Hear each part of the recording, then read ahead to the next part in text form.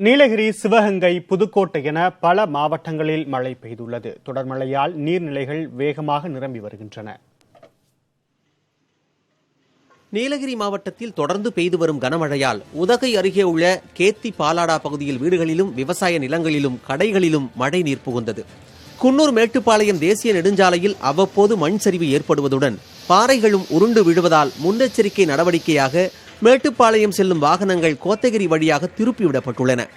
இந்த வழித்தடத்தில் மரப்பாலம் அருகே ராட்சத பாறை விழுந்ததால் அதனை அகற்றும் பணியில் நெடுஞ்சாலைத்துறையினர் ஈடுபட்டனர்.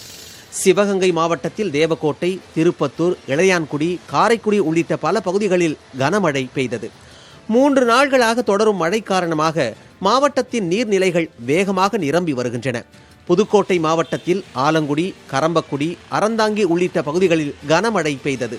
இதேபோல கட்டுமாவடி, மணமேல்குடி, மீமிசல் உள்ளிட்ட கடலோர பகுதிகளிலும் பலத்த மழை பெய்தது. திருவண்ணாமலை மாவட்டம் போலூரை அடுத்த சேத்துப்பட்டு மற்றும் சுற்றுவட்டார பகுதிகளில் இடைவிடாமல் 2 மணி நேரம் மழை பொழிந்தது. மேற்கு தொடர்ச்சி மலைப்பகுதியில் பெய்யும் மழையால் தேனி மாவட்டம் சுருளி அருவியில் வெள்ளப்பெருக்கு ஏற்பட்டுள்ளது. இதனால் அருவியில் குளிக்க 5ஆம் நாளாக தடை நீட்டிக்கப்பட்டுள்ளது. தமிழகத்தில் அடுத்த 24 மணி நேரத்தில் ராமநாதபுரம், தூத்துக்குடி, சிவகங்கை, விருதுநகர் மாவட்டங்களில் ஓரிரு இடங்களில் கனமழை பெய்யும் என வானிலை ஆய்வு மையம் எச்சரித்துள்ளது. தென்மேற்கு வங்கக்கடல் பகுதியில், இலங்கை மற்றும் தென் தமிழக கடற்கரை பகுதியில் காற்றழுத்த தாழ்வு நிலை தொடர்ந்து நிலவுகிறது. கடந்த 24 மணி நேரத்தில் தமிழகம் மற்றும் புதுவையில் பரவலாக மழை பெய்துள்ளது. அதிகபட்சமாக குன்னூரில் 13 சென்டிமீட்டர் மழையும், ராமநாதபுரத்தில் 9 சென்டிமீட்டர் மழையும் பதிவாகியுள்ளது. அடுத்து வரும் 24 மணி நேரத்தை பொறுத்தவரையில் தமிழகம் மற்றும் புதுவையில் ஒரு சில இடங்களில் மிதமான மழை பெய்யக்கூடும். கனமழை பொறுத்தவரையில் ராமநாதபுரம், தூத்துக்குடி, சிவகங்கை, விருதுநகர் ஆகிய மாவட்டங்களில் ஓரிரு இடங்களில் கனமழை பெய்யக்கூடும்.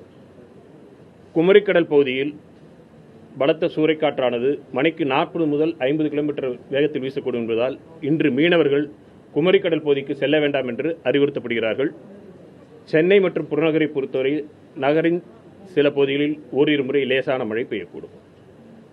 வடகிழக்கு பருவமழை பொறுத்தவரையில் தமிழகம் மற்றும் புதுவையில் கடந்த அக்டோபர் 1 முதல் இன்று வரையிலான காலகட்டத்தில் பதிவான மழையின் அளவு 42 சென்டிமீட்டர்.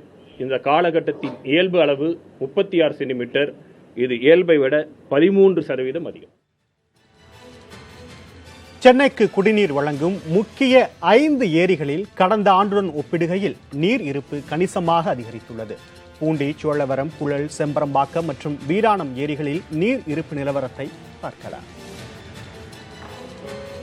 தொடர் மழை காரணமாக சென்னைக்கு குடிநீர் வழங்கும் 5 முக்கிய ஏரிகளுக்கு நீர்வரத்து அதிகரித்திருப்பது சென்னை மக்களிடம் மகிழ்ச்சியை ஏற்படுத்தியுள்ளது. பூண்டி ஏரியின் மொத்த கொள்ளளவான 3231 மில்லியன் கன அடியில் தற்போது 1426 மில்லியன் கன அடி அளவிற்கு நீர் இருப்பு உள்ளது. நீர்பிடிப்பு பகுதிகளில் கனமழை காரணமாக ஏரிக்கு நீர்வரத்து 2427 கன அடியாகவும் நீர் வெளியேற்றம் 165 கன அடியாகவும் உள்ளது. கடந்த ஆண்டின் இதே நாளில் 376 மில்லியன் கன அடி அளவிற்கே நீர் இருந்தது. சோழவரம் ஏரியின் மொத்த கொள்ளளவான 1081 மில்லியன் கன அடியில் தற்போது 201 மில்லியன் கன அடி அளவிற்கு நீர் இருப்பு உள்ளது. ஏரிக்கு வினாடிக்கு 910 கன அடி நீர் வந்து கொண்டிருக்கும் நிலையில் 100 கன அடி நீர் வெளியேற்றப்பட்டு வருகிறது.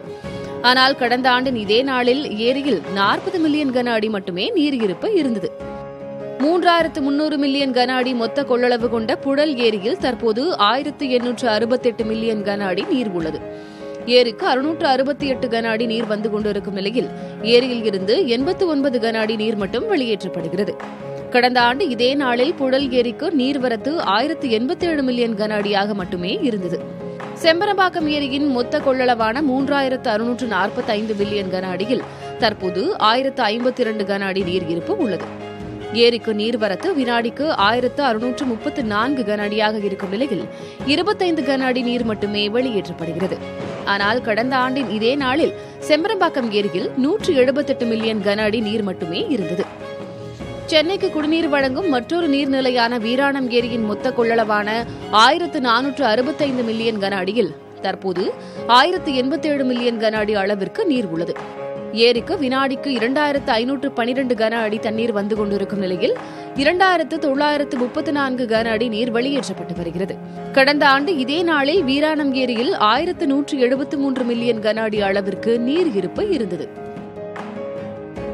கடலூர் மாவட்டத்தில் கனமழை காரணமாக வீடு இடிந்து விழுந்து 4 பேர் காயமடைந்தனர். இந்த மாவட்டத்தில் 5000த்திற்கும் அதிகமான வீடுகளில் மழைநீர் புகுந்துள்ளது.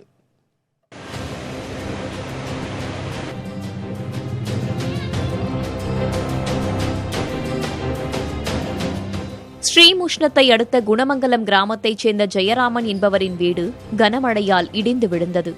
அதிகாலை நேரத்தில் நேரிட்ட இந்த சம்பவத்தில் தூங்கிக் கொண்டிருந்த ஜெயராமன், அவரது மனைவி, மகன் உள்ளிட்ட 4 பேர் இடிபாடுகளில் சிக்கிக் கொண்டனர்.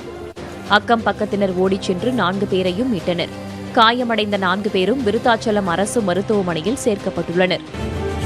கடலூர், சிதம்பரம், நெய்வேலி, காட்டுமன்னார் கோயில், விருத்தாச்சலம் உள்ளிட்ட பகுதிகளில் கனமழை பெய்வதால் 80 கிராமங்களில் தண்ணீர் சூழ்ந்துள்ளது. தொடர்ந்து பெய்யும் மழையால் மாவட்டம் முழுவதும் 5000த்திற்கும் அதிகமான வீடுகளில் தண்ணீர் சூழ்ந்துள்ளது. மேலக்கொலக்குடி என்ற இடத்தில் பரவநாட்டின் கரை உடைந்ததாலும் NLC சுரங்க நீரும் கலந்து வந்ததாலும் 2000 ஏக்கர் விளைநிலங்கள் தண்ணீரில் மூழ்கின.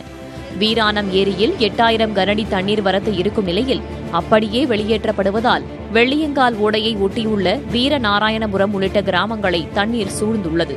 மேல்பாதி கிராமத்தில் தண்ணீர் புகுந்து 30க்கும் மேற்பட்ட வீடுகள் இடிந்து விழுந்துள்ளன. மஞ்சக்குப்பம் பகுதியிலும் பல வீடுகளில் தண்ணீர் புகுந்துள்ளதால் மக்களின் இயல்பு வாழ்க்கை பாதிக்கப்பட்டுள்ளது. இங்கே நிறைய பூச்சி பொட்டுலாம் வருது. பசங்களை வச்சுன்னு ரொம்ப அவஸ்தைப்படுறோம். சாப்பாடு கூட இல்லை, தண்ணி பிடிக்க முடியல. ரொம்ப 150 வீடு இருக்குது. இங்கே எல்லார் வீட்லையும் தண்ணி பூந்துருக்குது. இதை முதல்ல எடுக்கணும். கொஞ்சம் யாராக இருந்தாலும் கொஞ்சம் வந்து எடுத்து கொடுங்க தண்ணி. பாம்பு, தேள், பூச்சி எல்லாம் வருது. ஒரு 2-3 வீட்டில் செவுறு கூட ஊந்து போச்சு. கொஞ்சம் சீக்கிரமாக வந்து யாரா தண்ணி எடுத்து கொடுத்தா போதும். சாப்பாடு கூட பசங்களை வச்சுன்னு அவஸ்தைப்படுறோம். வெளியே வேலைக்கு போக முடியல. பிள்ளைங்களை வச்சு ரொம்ப கஷ்டப்படுறோம். தண்ணி ஒரு வாரமாக நிற்கிது. சாப்பாட கூட வழி இல்லை. தண்ணி நல்ல தண்ணி கிடையாது. வீட்டு உள்ள அறையில் வரைக்கும் பூந்து போச்சு. சோறு கூட ஆக்கி சாப்பிடல. ஒரு வாரமாக அது எப்போ விஷமெல்லாம் அப்படி தான் இருக்குது.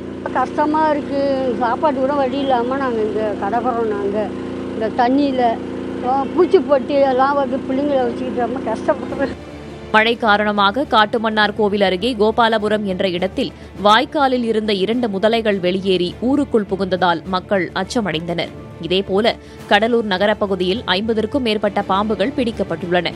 மாவட்டத்தின் பெரும்பாலான ஏரிகள் முழு கொள்ளளவை எட்டியிருக்கும் நிலையில் பல ஏரிகளில் இருந்து தண்ணீர் வெளியேற்றப்பட்டு வருகிறது. கெடிலமாறு, தென்பெண்ணை ஆறுகளில் வெள்ளப்பெருக்கு ஏற்பட்டுள்ளது. மழையால் NLC சுரங்கத்தில் நிலக்கரி வெட்டி எடுக்கும் பணிகள் பாதிக்கப்பட்டன. புதிய தலைமுறைக்காக கடலூரில் இருந்து ஒளிப்பதிவாளர் பாலாவுடன் செய்தியாளர்கள் ராஜா மற்றும் ஸ்ரீதர்.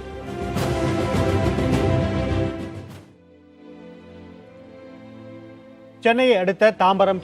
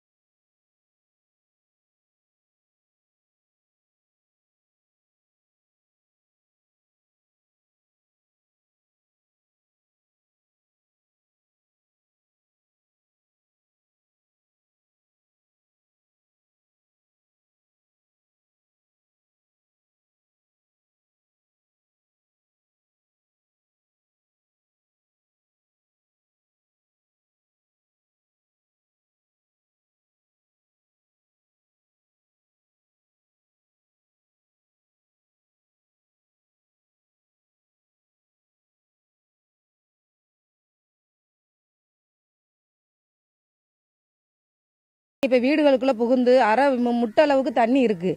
எங்கள் பிள்ளைகளை வச்சுக்கிட்டு நாங்கள் சமைச்சு சாப்பிட முடியலை, தூங்க முடியலை, தூங்க கூட இடம் கிடையாது. ஸ்கூலுக்கு பிள்ளைய போகாமல் லீவு போட்டாலுமே வீட்டுக்குள்ளேயும் இருக்க முடியல. தண்ணி வந்து உள்ளார ஃபுல்லாக தேங்கி நிற்கிது. அதிகமாக தேங்கி நிற்கிறனால காய்ச்ச கருப்பு வருது, வாந்தி பேதி அதிகமாக இருக்குது. ஒன்றுமே பண்ண முடியல. ஒவ்வொரு நாளுமே நாங்கள் கடந்து போகிற வாழ்க்கை நரக மாதிரியா இருக்குது.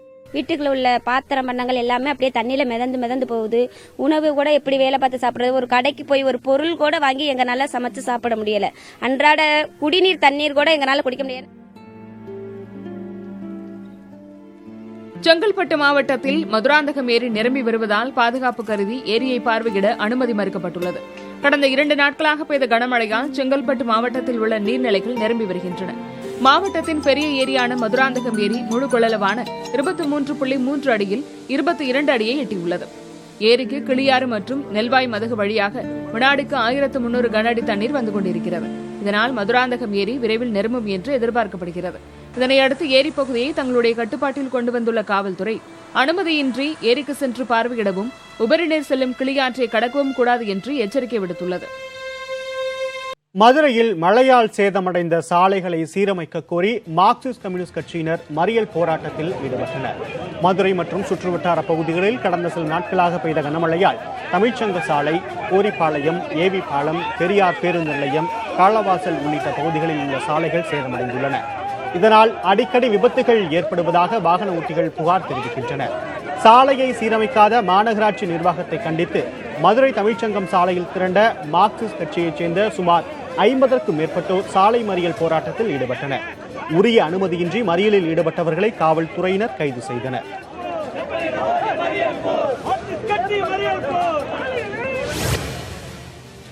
ஈரோடு மாவட்டம் அந்தியூர் அருகே பிரசவ வலியால் அவதிப்பட்ட கர்ப்பிணியை 6 கிலோமீட்டர் தூரத்திற்கு தொட்டில் கட்டி தூக்கிச் சென்ற அவலம் நிகழ்ந்துள்ளது.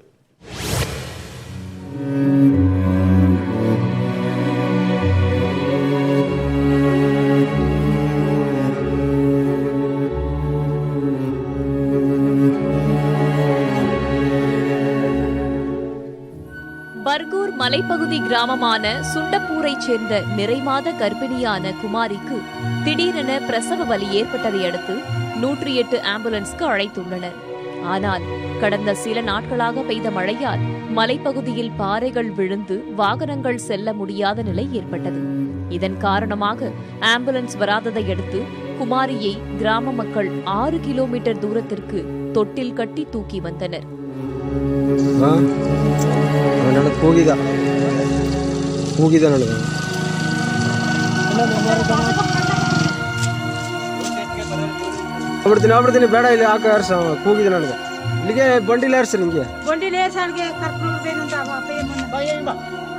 பின்னர் சாலையில் காத்திருந்த சரக்கு வாகனத்தில் அழைத்துச் செல்லப்பட்ட குமாரிக்கு பர்கூர் செல்லும் வழியிலேயே பிரசவமானது. ஆண் குழந்தை பிறந்த நிலையில் பர்கூர் ஆரம்ப சுகாதார நிலையத்தில் தாயும் சேயும் சிகிச்சை பெற்று வருகின்றனர். அவசர காலத்தில் இதுபோன்ற இன்னல்களுக்கு ஆளாவது தொடர்கதையாகி வருவதால் சாலை வசதி செய்து தர வேண்டும் என்று மலைவாழ் மக்கள் கோரிக்கை விடுத்துள்ளனர்.